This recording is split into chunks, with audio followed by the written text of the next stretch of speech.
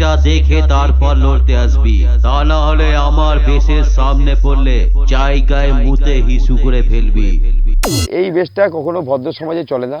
হ্যাঁ, এটা সম্পূর্ণ রাফ জিনিস, একটা অসহ্য জিনিস। অনেক বয়স্ক লোক সহ্য করতে পারবে না, হার্ট অ্যাটাক হতে পারে।